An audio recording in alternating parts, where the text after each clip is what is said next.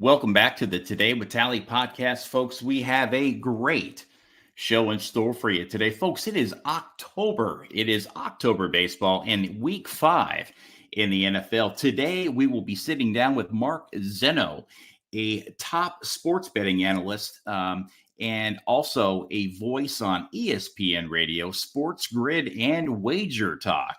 But first, hello, friends, and welcome to another exciting episode of Today with Tally.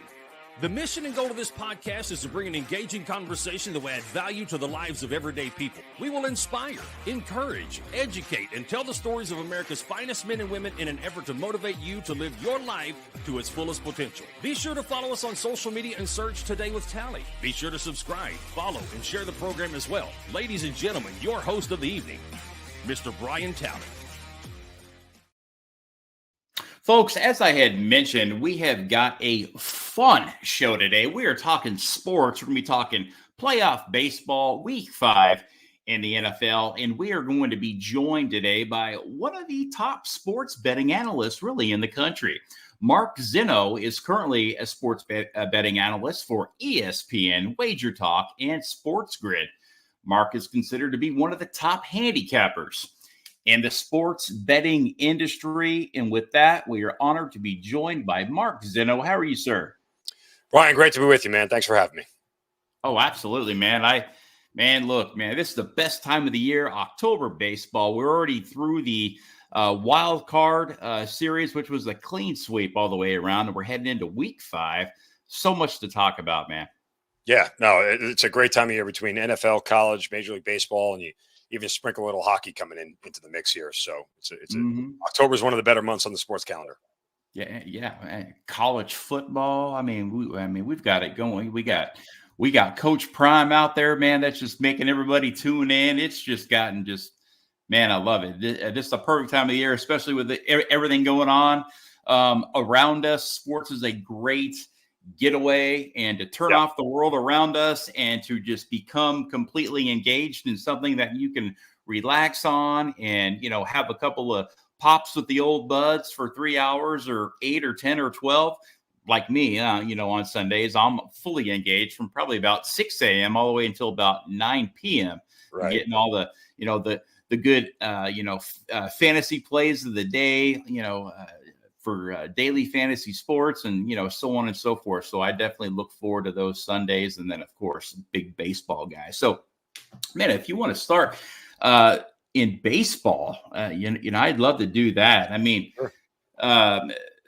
A clean sweep all the way around, like I had mentioned in the 4 wild card, series.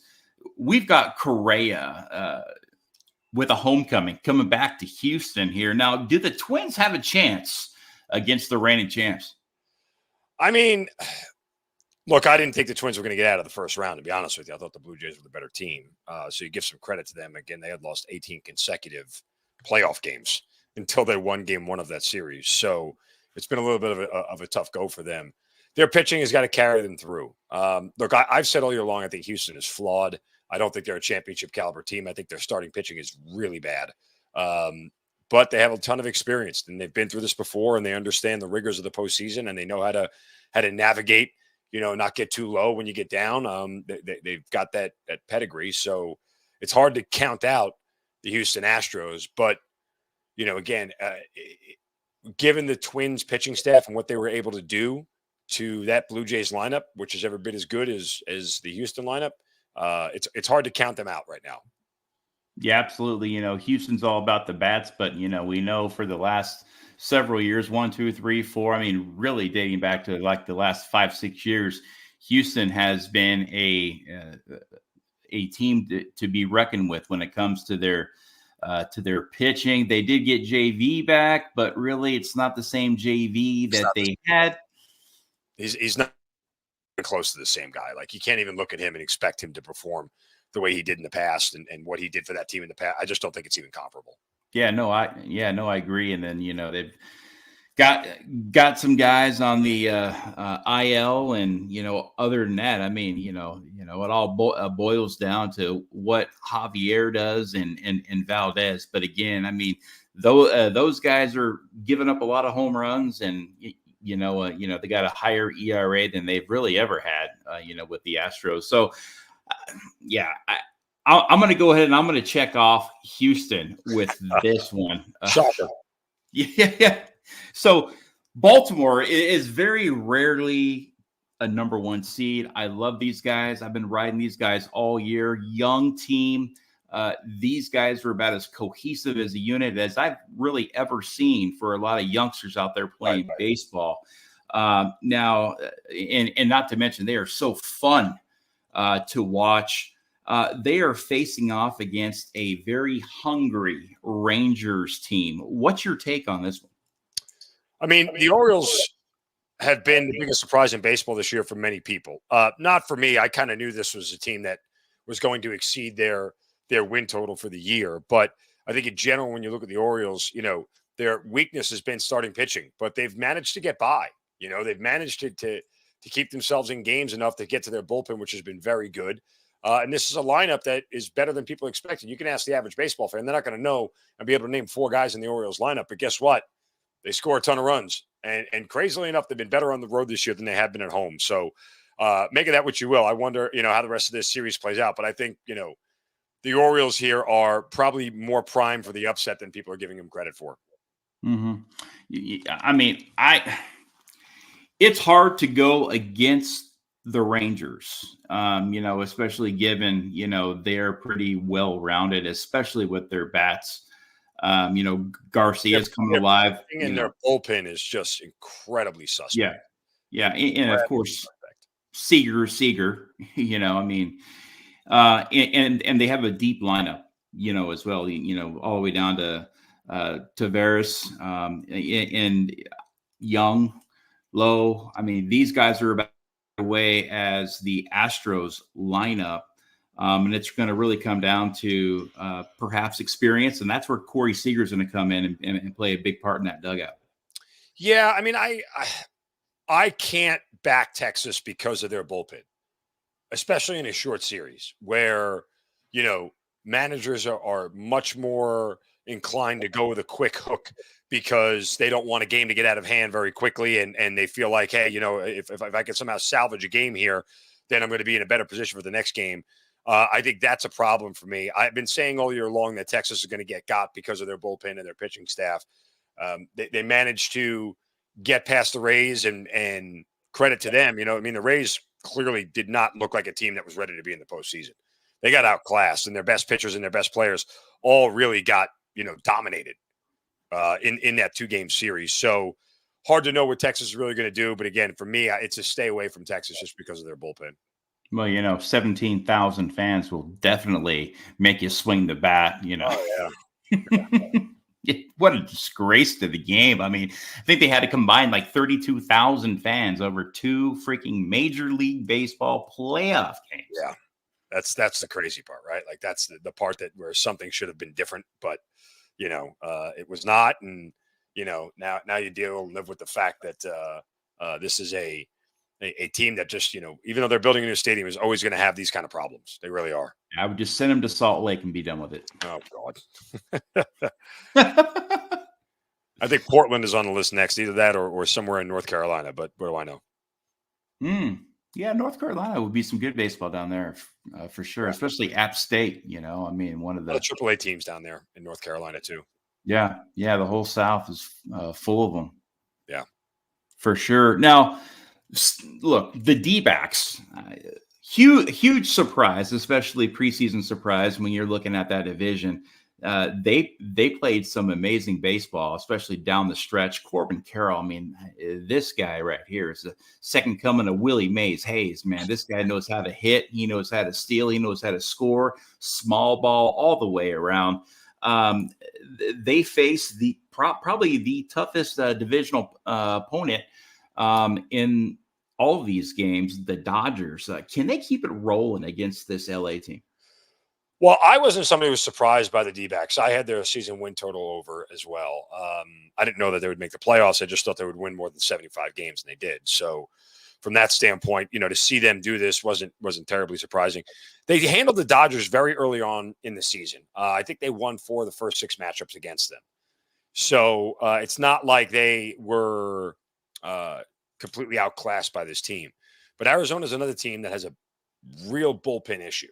It's a team that you can't trust late. And I've seen them blow a lot of games this year because their bullpen couldn't hold on and preserve a victory. And that's going to be a problem in the playoffs. The Dodgers are not a team that I think, is the Dodgers that we're used to seeing. They're probably not as sharp as again, their starting pitching has been bad. The first half of the year, their bullpen was awful. They've actually improved a ton in the second half. It's become one of their strengths in the second half. But the biggest thing is can you get this Dodgers lineup out?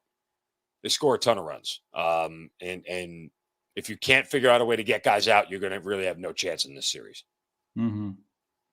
For some reason, I don't know, something is telling me I got to go with the underdogs here and roll with the D-backs. I mean, I know that's probably, going out on a limb, but man. No, I mean, I don't necessarily think it's going out on a limb. I mean, when it comes to teams and division opponents that are in division opponents, I mean, it tends to be a little bit more of a coin flip just because the familiarity with each other. So, and how often they play each other. I don't think it's a terrible decision, but I just question whether the D-backs can get out. If they can, then, they have an ace in Zach Gallen and they've got guys who can hit the baseball. So it shouldn't be too surprising. Yeah. I mean, it's really just about, outlasting them. Right. In this big series. And, me, I'm a big star power guy. We got a lot of guys out there, like, for an example, the Padres. I believe that they were the biggest disappointment in all of baseball. I mean, the Friars loaded this team up. They had all the pieces to this playoff puzzle, and they just couldn't put it together to advance on to the playoffs. Another struggling postseason comes to the end, for the Padres. All the hopes were there for them to perhaps go on to the World Series. Again, they had every piece of this puzzle. All they had to do was simply put it together and play some strong baseball down the stretch. They got hot. They got hot kind of too late, and they ended up falling off of that cliff. Where do the Padres really go from here? I mean, the Padres, you have to kind of peel back the layers a little bit. They were the team with the third best run differential in the National League behind the Braves and the Dodgers. The problem for them is that they went 9-23 in one-run games this year. That's your entire season. They missed the playoffs by 2 games, right? I mean, you can't be that bad in one run. And they were 3-7 in extra innings. Those kind of numbers will kill you. You got to win close games. That goes for any sport. So that's the only reason that they're not in the playoffs, because they would beat teams 8-2 and they'd go out and they'd lose 2-1 the next night. Mm-hmm. And they'd go win 9-4 and then they'd go out and lose 3-2 the next night. I mean, that's why they're not in the postseason. I don't think anything's wrong with the team. I think there was a certain amount of luck that was involved in losing that many games. It's very hard to do that intentionally. Just pure chance of a 50-50 outcome means you shouldn't go 9-23 in one-run games. It should be closer to 500. Even at that, if they had won 35% of their one-run games, they're in the playoffs. Yeah, it's just incredible. They did have a lot of one-run games and, 2-1s, 1-0s, 3-2s. It's like, how can that lineup not put up 8-9 runs? Well, they did. Just in the games when they didn't, they ended up losing by 1 run. They were just 1 run short. So, yeah, I mean, you don't have the plus run differential the way they did of 90, but being better than 90 runs offensively by not scoring a lot of runs. You just, when they didn't come, period. Mm-hmm. And Machado just had his surgery. I think it was yesterday or the day before. So he's going to be out for about 6 months. It looks like he'll be coming in probably maybe early May. Huh? Yeah. Again, who knows what his timetable is going to be for return, but he's a key part of what they do. So the sooner they get him back, the better. Yeah. I mean, just to mention, they got a stud catcher that really turned it up, in the second half of the season. Of course, you got Bogarts, you've got Soto, you got Tatis, you got Machado. They are so deep, and it's just so crazy not to see these guys in the postseason. But hey, it is what it is. It all boils down to wins and losses, and they just could not See it through. Now, the series that everybody wants to see, my favorite series on this slate here, Phillies, Braves. It is going to be hype in each one of these cities. Philly fan, we all know Philly fan, and Philly fans, a lot of fun to watch, especially in the postseason. I mean, who can't appreciate Philly fan and the amount of emotion and passion that they bring to these games? Atlanta, the same thing. I mean, two big baseball towns. Power versus power here, a heavyweight battle. Who wins and who will advance to the NLCS? I mean, I am not backing off the Braves, period. I've said since the middle part of July, the Braves are so much better at baseball than everybody else. It's rather unfair. They absolutely are that much better than everybody else. And guess what? They're going to prove it on the field. Now, there should be some level of concern about the Braves with their starting pitching and some of the injuries that they've dealt with to Max Fried and, that blister on his finger and how that's going to work itself out. But this team is just too good. Their lineup is too good, 1 through 9. You have to figure out a way to beat this team. Other teams don't know how to play baseball. I mean, it's just, they are that deep, that good. Their catcher has an OPS over 900.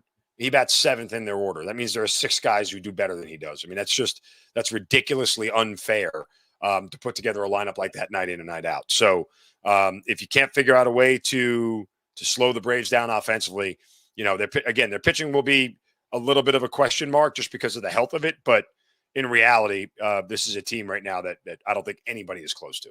Yeah, no, I agree. I mean, Atlanta's going to be a tough out. I mean, for sure.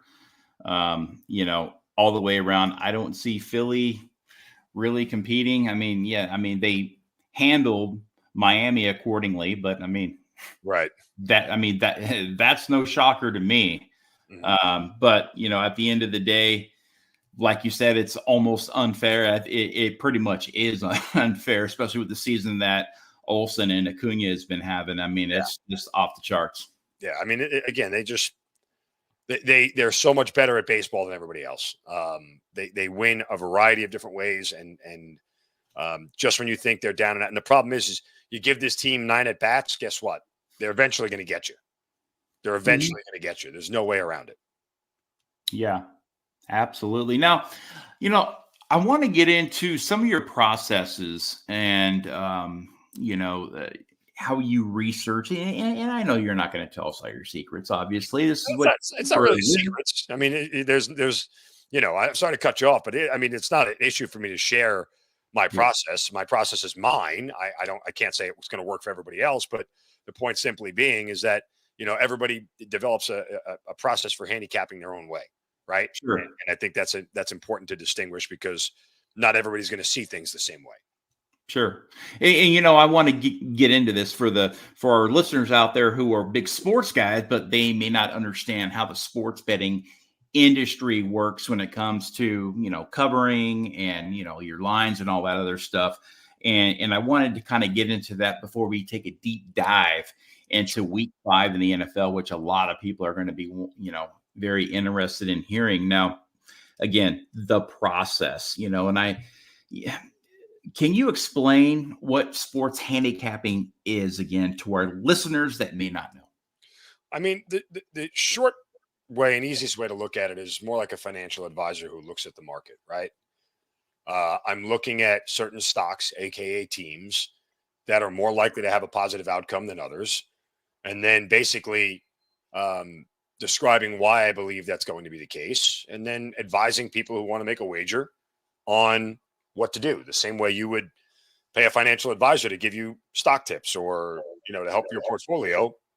You go to a sports betting analyst to tell you what games to pick. How did you get into this industry, Mark?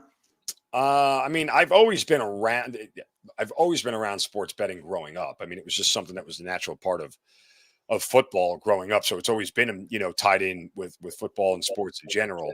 I got into it officially got into it post-pandemic, turning it from a hobby into an actual profession and career, just because I was working in radio at the time, and the industry of radio has become so volatile. I had gotten laid off twice in 3 years.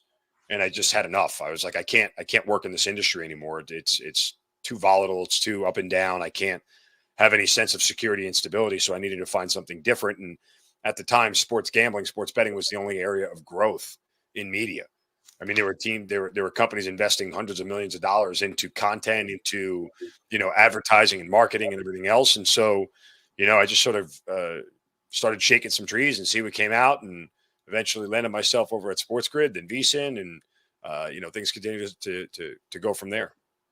Yeah, absolutely. And, daily fantasy sports, I mean, you talk about $1 billion industry plus, and, you got a lot of the country. You can just see on any given Sunday, if you will, with the NFL, I'm talking, you got some pretty big contests there with tens of thousands of people, hundreds of thousands of people putting down wagers every single week. And the money that changes hands in the sports betting world is incredible. And a lot of people will look to you for guidance, and they will look to you to try to win their parlays or whatever it may be. If you have a bad week, do your listeners ride you pretty hard? Yeah. I mean, as they should. I mean, I don't take it personally. I mean, it's a results-based business, right? I mean, it's just the idea that my job is to hand out winners. Now, everybody needs to remember, nobody in sports betting wins at the rate that they claim they do over the long term. Remember, in reality, okay, this is a 50-50 outcome. You either win or you lose. Flip a coin 100 times, what are you going to see? Probably 51 tails and 49 heads, right? Like, that's just the math of sure probability and the outcomes that can happen. So the idea that someone says, oh, they've won 80% or 60% or whatever it is, while that might be a stretch, it's not reality over the long haul. Nobody wins in this thing over the long haul. That's just the reality of the probability of it. What you have to do is maximize your hot streaks and minimize your cold streaks. Mm-hmm. In order to get close to 60% for a year. I mean, to be that level at 60% is so incredibly difficult. And over any sustained period, talk about 3 months, 6 months, whatever it may be, over an entire sports season, it's incredibly, incredibly difficult. That said, there are people who can do it, people who have done it, but regression comes for a lot of us in this industry. You end up having these hot streaks, and then the cold streaks even out. Lands on red 6 times in a row, a black is going to pop up, right? 5 more blacks pop up, then a red's going to pop up. Like, it's just, from pure probability standpoint, people need to understand that. Again, it's the same thing as the stock market. The idea is to be able to maximize a certain stock or a team or whatever it may be when it's winning and get as much profit out of it as you can and then get out. Mm-hmm. That's what my job is to recognize what the market looks like, teams that you can bet on, make money off of, and then say, see you later. And then try another one. The volatility. Right. When I get it wrong, it's nothing you can do other than own it. I mean, my record is my record is. It's posted online. It's not, there's nothing I could be ashamed about. Sure. I hate losing. I hate losing for my clients. I hate losing for anybody who follows me on Twitter or follows me on Instagram and looks at my page. I hate losing, period. It's not fun. It's just a reality of what this business is. Mm-hmm. Yeah.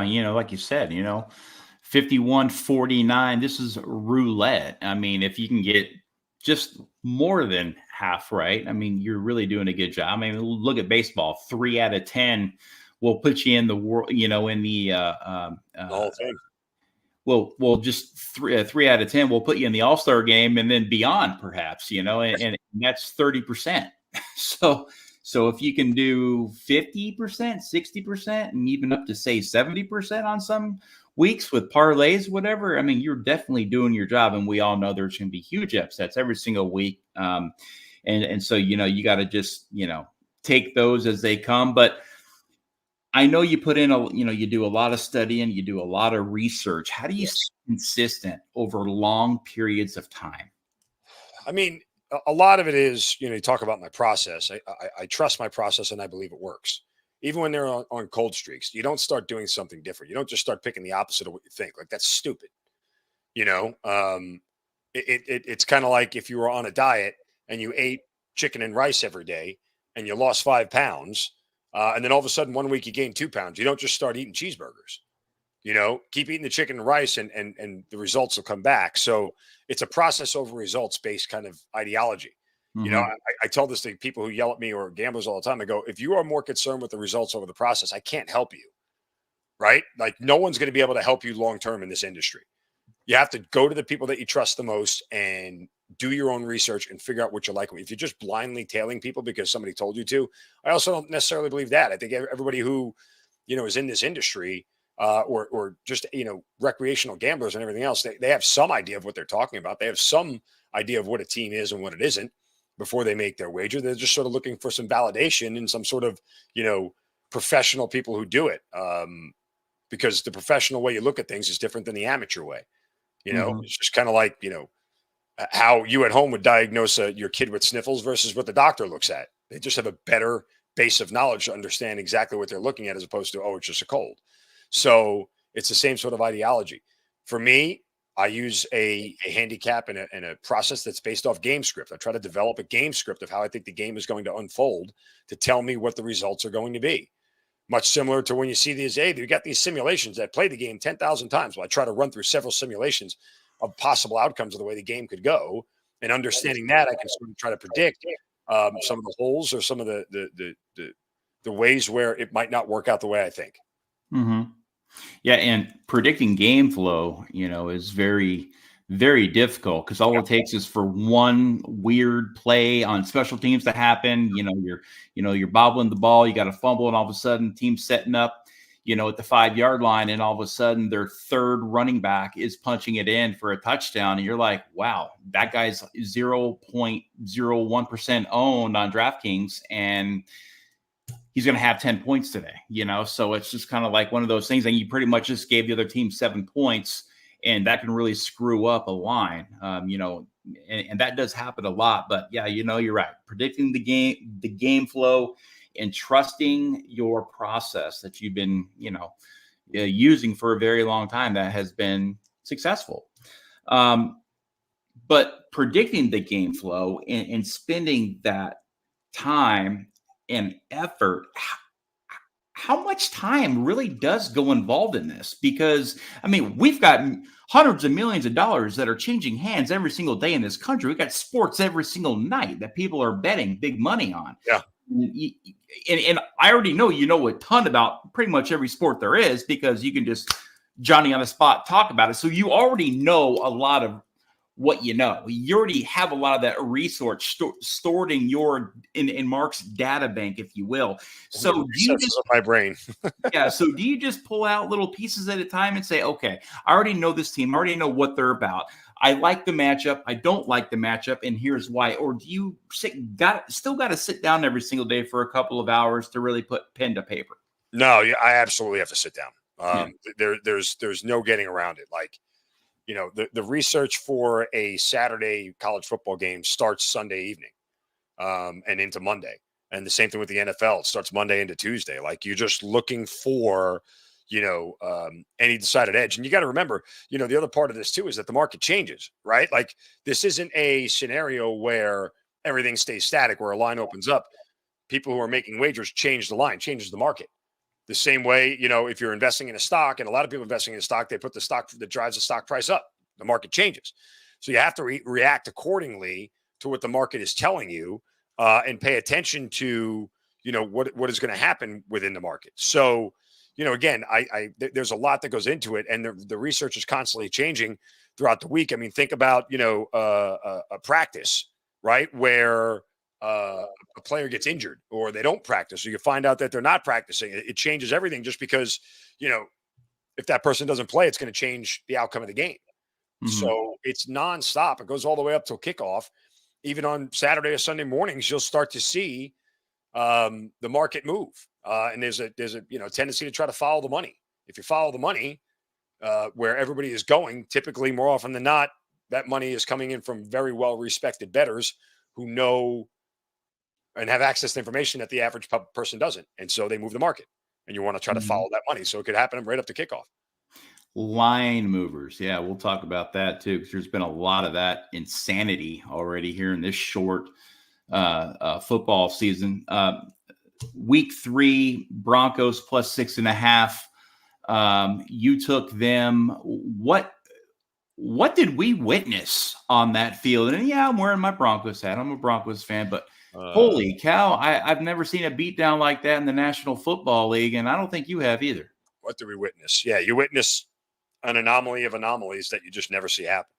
I mean, and it puts you on the wrong side of it. So what? Like, whether they won by 70 or won by 7, I still wouldn't have covered the spread.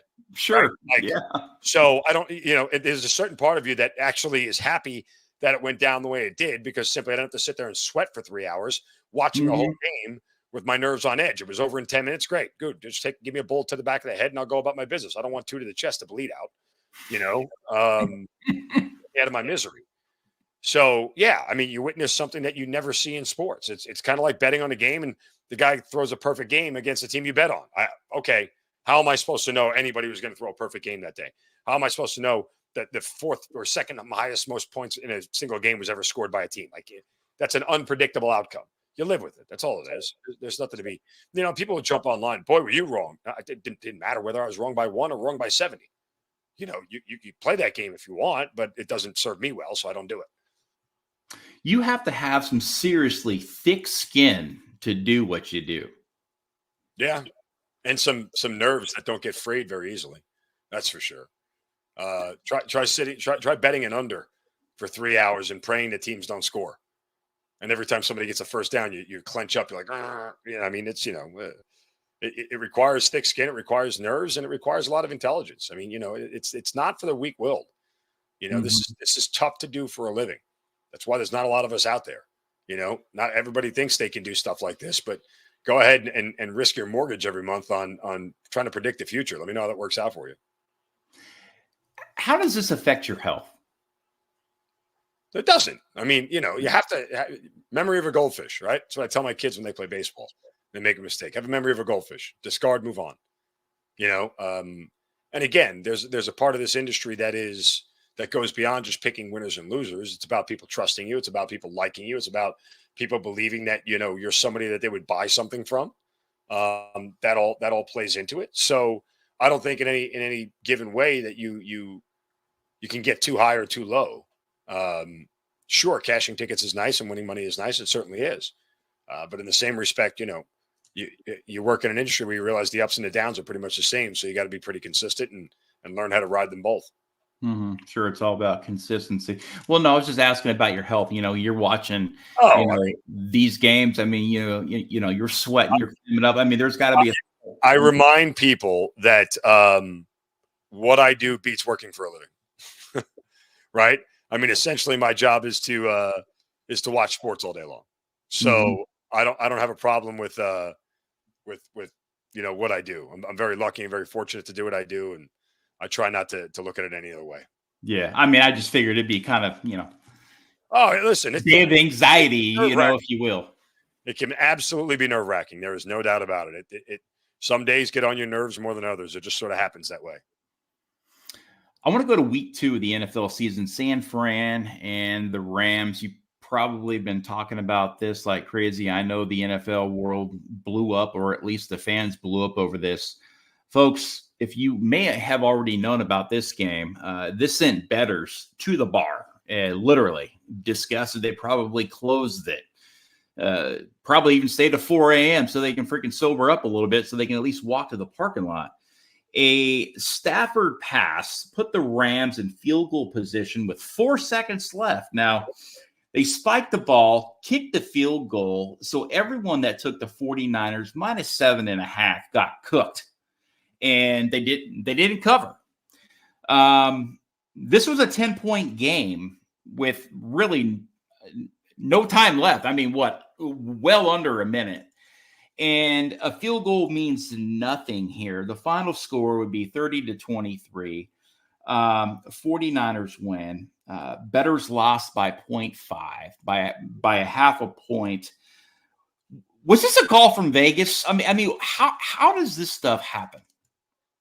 I mean, well, I'll say this much, and people don't recognize this. Number one, the points do matter. One of the tiebreakers is strength of victory in the NFL. So if your division record is tied, your conference record is tied, your head-to-head is tied, strength of victory comes into play. So losing by 7 is better than losing by 10. And the coach knows that. So the points do matter. And credit to Sean McVay for knowing that they matter. That's number one. Number two, there literally is nothing nefarious going on. The idea that people want to assert that there is laughable to me. The bottom line here is that there's no way Sean McVay could have known ahead of time that situation was going to manifest itself. And even if he did know that the spread was 7.5 and decides to kick the field goal anyway, so what? Mm-hmm. So what? The other half of the people who had the Rams plus 7.5, guess what? They're the happiest people on earth. It's not. I would say, I've said this repeatedly for years. If NFL coaches coached more to cover a spread, they'd actually outright win a lot more games. That's just the reality of the situation. Because every sports bettor knows how to do the math and think 3 things ahead of what's going to happen and how you go out and you overcome. Hey, I need 8 points here. This is what I would do here. This is what I would do here to get it. You know, if you coach that way, I think you end up winning more games than losing. But that's a different conversation.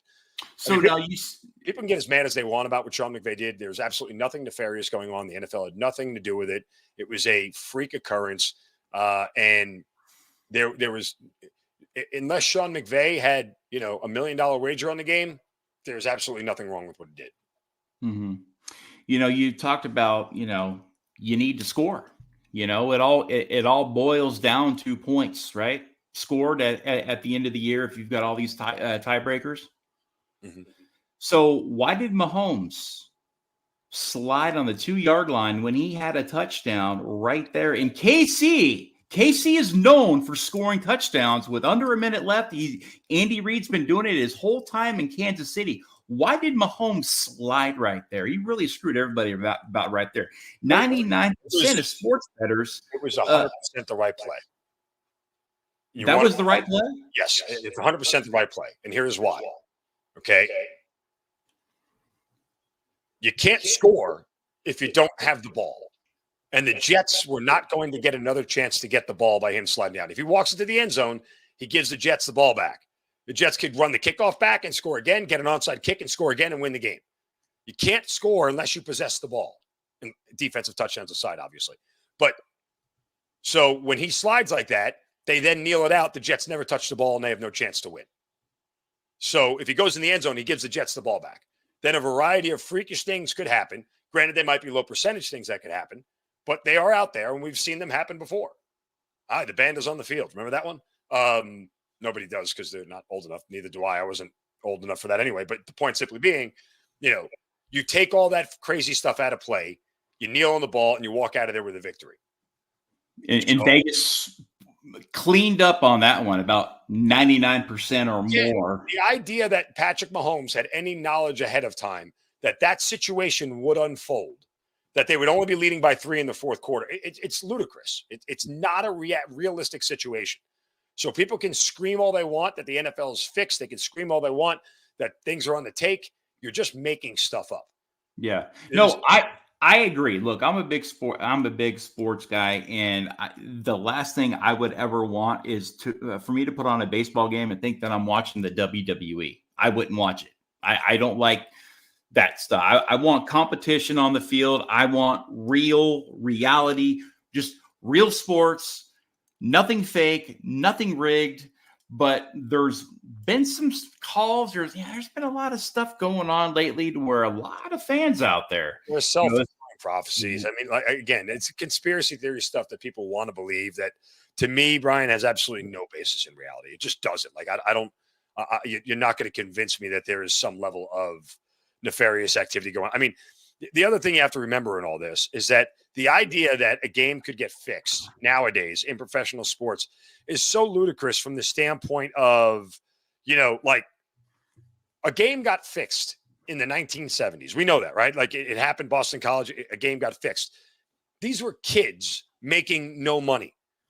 Right now, and I don't know if you saw this, the entire Utah football team just got brand new Dodge trucks. Like, you have to come to the table now. Patrick Mahomes makes $45 million a year. In order for it to make it worth his while to fix a game, you'd have to pay him more than $45 million to do so. Mm-hmm. You can't put that much money into the marketplace and wager on a game and fix an outcome without red flags being sent up. As we've already learned, everything now is digital. So where you make the bet, when you make the bet, what screen you were looking at, what you clicked on, all that's trackable. Unless you're still operating in old school where you're exchanging cash with a bookie, okay? Which certain places does still happen. But the point simply is everything is a digital footprint now. There's literally no way to fix a game without it knowing.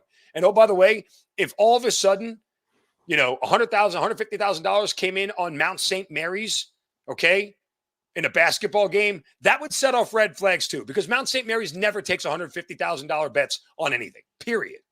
Like the system of checks and balances works. It absolutely works. So there's no way anything can be fixed. Right. I mean, there are a lot of guys that can definitely move lines with big bets, but hey, sure. I mean, they fluctuate, go up and down like the market, like you said, up, down, volatility. And it really all depends on when you place the bet. Monday or Friday, it's going to be different. No, and there's a certain amount of truth to that, and again, the guys who move lines, they don't move lines because they are, it's more because of the level of respect and the notoriety they have within the sports books. It's not so much about like, oh, this guy wager. I mean, you must be familiar with Mattress Mac. You're from the Houston area. You know who he is. And your mattress is free. I had an argument with a media member here who tried to tell me that Magic Mask moves lines. No, he doesn't. With deference to him and when not trying to insult him, Mattress Mac is a public schmuck like everybody else who makes a bet. They'll gladly take his millions of dollars. You know what you don't see on social media? The bets that he makes and loses. We don't ever see that promoted because it's not cool to watch people lose. It's cool to watch people win. So, it's one of those things where he's not a respected bettor enough to move a line. Sportsbooks will gladly take his money, and they'll gladly pay out his money if he wins. But he's not a guy who's sitting there moving the line in one direction or another. He's just. I remember, it was the Astros last year. He drove across state lines just about an hour east to Louisiana. I'm in Houston. I think he brought $4 million cash in a bag and said, "Hey, put it all on the Stros," And of course, he's leveraging all of it on furniture and mattresses from Gallery Warehouse here in Houston, so he does not lose. Right. If he wins, you win. If he loses, he still has all that cash from the mattresses and the furniture and everything that he sold, and he's not cheap. His furniture is not cheap. They're expensive. They're very expensive mattresses, I guess, huh? Oh yeah, but you got to, dude. Mattress Mac's a great guy. He's definitely one of the biggest contributors here locally here in Houston when it comes to giving back, and that's an awesome store. So, sometimes I go in there just to walk around because it's like a sports hall of fame. This guy's a big sports guy, right? And I think he went to the University of North Texas. Actually played some college football there. But again, he's been so heavily involved in the Houston community for such a long time. The guy could literally run for mayor of Houston and win. I mean, just a stand-up guy. But yeah, I mean, when it does come to his betting, the world knows about it. I remember he got on a private jet to Vegas last year. I think, I don't know, between maybe game 3 and game 4 and threw more on the Astros. And definitely he's fun to watch when he starts getting competitive with this stuff, because again, everybody starts to tune in. And of course, you got the whole city of Houston going out and buying mattresses now and lazy boys and all these, $3,000 couches, because they're like, I could probably get my money back right, because he's running a special right now. It's 100% back. So if the Astros win the World Series, you go in there, you bring in your receipt, you get 100% of your money back. Wow, look at that. Yeah. And your mattress is free. Yeah, dude, his commercials are the best. He'll be like, "Here's my mattress." Oh, man, this guy is just, dude. He's like, and he still works the front counter at Gallery Furniture. You walk in there right now and he will greet you. He will greet you. "Welcome to Gallery Furniture. How can I help you?" "I'm here to buy a bed." "Okay. Dan, come here. We got a customer right here." I mean, he runs that play. I mean, he's good for him. He's about as solid as they get. You're talking about, too many people know. I think there's too many people that would be interjected in to pull off something like this, a scheme like that, like what Mahomes did, that it would be all over the place. And again, I think there would have to be too many moving pieces, and it just wouldn't work. And that's the last thing that the NFL would want to do is to put out a product that everybody would turn their backs on, because they are the number one sport in America. But everybody always goes back to the Donahoe, NBA, Donahue, the old NBA ref, but they found it, they eliminated it, and they said never again. And I know that they do have some pretty, tough rules on that, and background checks and ethics classes that these guys attend probably on a monthly basis, but they always got to keep knowing, hey man, sports betting has gotten crazy, right? It's like they say, okay, you're in the NFL and you cannot play fantasy sports. Well, you could play with maybe the team, for fun or whatever, but all these guys, they have millions and millions and millions and millions of dollars riding on them. And daily fantasy sports is probably something like, damn, dude, it's like, really, like, you're going to pick me today. And then I do something, and I don't, put up 2 touchdowns on 100 yards or whatever. And it's everywhere. And they always say, you can't bet, like Pete Rose. But yet you go into, any stadium in America, and they've got DraftKings and FanDuel, plastered all over the place. What are your feelings on that? It's advertising. So they have Miller Lite and Coors Light and bourbon and cars. It's advertising. Mm-hmm. That's when is it illegal to advertise? Mm-hmm. I mean, there's it's not a conflict of interest. I mean, local strip clubs advertise with NFL teams if they want to. Yeah. Oh no, I agree. I think it's fine. It's just funny how it's kind of a double-edged sword. These guys can't go in there and bet, of course, because they're playing the game. Of course, that would be a huge ethics violation. But sports betting and the actual game itself, there's a lot of moving parts there. There's a lot of moving pieces. But it's just a question. No, but again, I don't think there's any reason to. There's nothing nefarious going on. I don't understand why this is the only vice in the world we do this with. Right? I mean, there's nobody looks at the amount of alcohol that's promoted at NFL games and never sees it as a problem. Yet the minute we put gambling in it, all of a sudden there's got to be something, underhanded going on. I mean, it's the least of the NFL's problems is the appearance that people might think that there's some colluding going on with sports betting. People get into fights in stands and hurt each other and kill each other. And again, people drive home drunk. I mean, it's just like there's a litany of issues that NFL teams have to deal with. The least of their worries is gambling.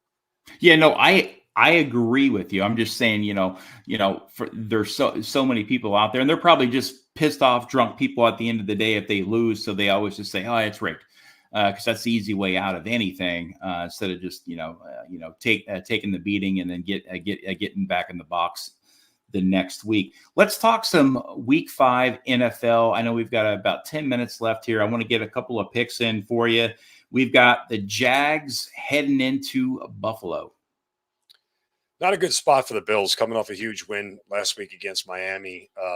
Travel across the pond. Seems like it's set up for a little bit of a letdown spot here. Lean on the Jags. I just don't like their offense, and I don't like the way they're playing right now. It's a really good Bills defense, but this is not a Jags offense that's overly impressive. Trevor Lawrence only has 4 touchdowns through 4 games, so they haven't figured out a way to click yet. But I probably lean on Jags in the under. I think Bills in the over is correlated. If Buffalo can score, they'll push this total over and cover this number. But I just kind of feel like that's not the way it's going to go. It'll be close. Buffalo wins, but probably doesn't cover. New Orleans heads into New England. Probably the Patriots are the right side here. The New Orleans offense stinks. It's not good. I mean, Derek Carr shouldn't have played last week against Tampa Bay, but this will be a low scoring game. If Derek Carr plays again, if he's healthy, I just don't like the New Orleans offense, especially on the road, going into a place like New England where it's tough to play. And, you have a better coach on the sidelines in Bill Belichick. So I lean New England. Yeah, and these guys got 3 quarterbacks on the field. It's like who's right. You got so many quarterbacks out there. You don't know who's going to be, who's running the offense? I mean, you got so much, that you can do. And again, that's probably why their offense is terrible, is because, you got three different quarterbacks. You're going to have three different styles of football. You got one quarterback that plays tight end, you play running back, it's kind of like the old Cordell Stewart, if you will. We got Baltimore heading into Pittsburgh, which is always a tough one. Probably too many points for me to lay with the Ravens. I mean, these games are always bloodbaths. They're always very tight. Pittsburgh got embarrassed last week against Houston. I expect they'll be super motivated and super prepared to play their bitter rival. These games are usually 3-point spreads, maybe 3.5, 4 here is enough for me to back the Steelers at home. Panthers in Detroit. Detroit is about as hot as I've ever seen them. Yeah, you just can't play on the Panthers right now with Bryce Young at quarterback. Their offense can't score, period. They didn't score an offensive touchdown again last week. So I always say, look, you probably take the Panthers team total under. I don't like laying big numbers, period. 9.5 is probably too rich for my blood. If you get to 10.5, it would be a buy spot on the Panthers for me. Question is, how banged up is the Panthers defense? I'll probably stay off this game altogether, but I would look to bet the Panthers team total under when it comes to playing on Panthers games. Now, we got the Texans heading into Atlanta, and the Texans, they didn't even give up last year. They played tough football, and DeMeco Ryans has this young squad, again, with not a whole lot of star power, really, at all, and a rookie quarterback who's really breaking a lot of records right now. I like how the Texans are playing. How do they fare in Atlanta this weekend? Tough matchup to call. Houston's probably a little bit overvalued right now, given the last 2 wins that they just had. Are they really that good of a team? It could be, but 4 games isn't enough for us to really tell us that. They did lose to the Colts, and they got beat up by the Ravens in week 1. So I get why they're an underdog here, but C.J. Stroud has been good. Their defense has been aggressive. In Atlanta, their offense has been bad. They haven't been able to score, and they've been slow starting here. So this kind of feels like an under game to me between both these teams. Atlanta's defense is very good as well.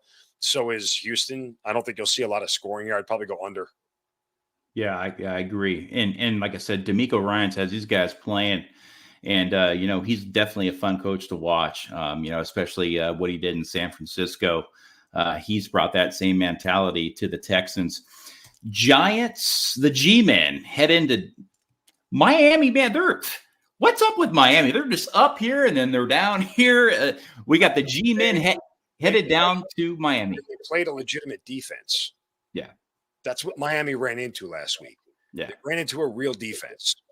So Denver's not a real defense. The Chargers are not a real defense. Like they're just not good teams defensively. It's just the reality of the situation. So you can score a lot of points on bad defenses. Play a good defense, guess what? You don't score a lot of points. I mean, it's that simple. Mm-hmm. So you absolutely cannot bet on the Giants, period. I'm not laying big numbers, like I said. You absolutely cannot bet on the Giants. If you'd like to do anything, I would argue you bet the Dolphins in the first half, because the Giants, I think, only have 3 first-half points this entire year. So lay whatever it is, 7, 6.5, 7, 7.5, man, whatever the number may be. Lay the Dolphins with the first half. If the Dolphins aren't covering by the end of the first half, guess what? They probably ain't covering the game. Yeah, what's the spread on that? 10.5. Oh, yeah. Yeah, you're right. For sure on that. We've got the banged up Bengals heading into the desert and into Arizona. Another team you absolutely cannot bet on right now is the Bengals. Yeah, I agree. I cannot give them my money. I don't want to give the Cardinals my money either, so I'll stay off this game, but I cannot bet on the Bengals. And the fact that they're only a 3-point favorite against one of the worst teams in the league statistically is very telling. That's where odds makers are telling you the Bengals are right now, in a really bad spot. Mm-hmm. Yeah, you got a beat up quarterback, and you have wide receivers that are very unhappy right now. And we all know that doesn't fare very well for an NFL team. We've seen it on the field with too many quarterback, wide receiver drama fallouts over the years. Okay. Yeah. We got Philly heading into the Rams, playing in LA. Philly is still probably overpriced and overvalued for me. This is still a bad pass defense against a very good Rams offense that throws the ball, and they may get Cooper Kupp back. Imagine if they get Cooper Kupp and this kid Puka Nacua. They'll be able to throw for a ton of – Mac Jones threw for 315 yards against Philly. Kirk Cousins threw for 360. Sam Howell last week threw for 290. There's no reason to believe that Stafford isn't throwing for over 300 in this game. I lean on the Rams. I think the Rams is the right side.